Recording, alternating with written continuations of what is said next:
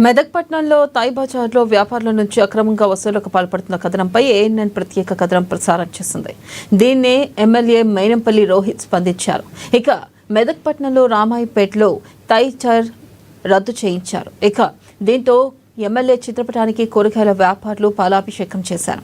ఎవరికి ఎటువంటి సమాచారం ఇవ్వకుండా తాయ్ బజార్ కాంట్రాక్ట్ ఇవ్వడంతో ఆ తాయ్ బజార్లో నిర్వాహకుని వల్ల చాలా ఇబ్బంది పడుతున్నట్లు ఎమ్మెల్యే దృష్టికి వెళ్ళింది. దీనిపై వెంటనే స్పందించిన ఎమ్మెల్యే మైనంపల్లి రోహిత్ తాయ్ బజార్ను రద్దు చేయడం జరిగింది. అయితే కాంట్రాక్టర్పై చర్యలు తీసుకోవాలని సంబంధిత అధికారులకు ఆదేశాలు జారీ చేశారు. మెదక్ పట్టణంలో గత 10 సంవత్సరాలు కూడా పోయిన 5 ఏళ్లలో కూడా రద్దు చేయడం జరిగింది. మరియు మొన్న కూడా మన రోహిత్ అన్న ఎమ్మెల్యే గారు మొన్న ఇట్లా రద్దు చేసినాక మాకు తెలియకుండా మున్సిపల్ కమిషనర్ గారు తైబారం వేలంపాట చేయడం జరిగింది.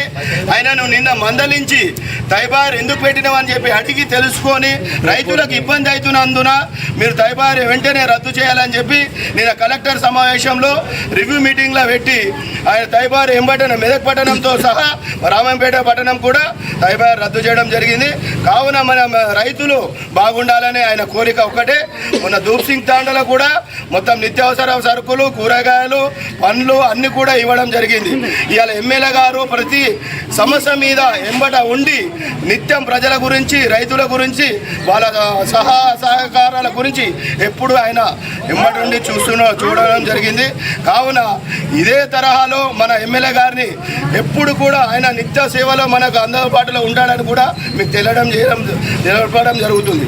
కావున ఈరోజు మన మెదక్ పట్టణంలో తైబార్ రద్దు చేయడం వలన అతనికి పాలాభిషేకం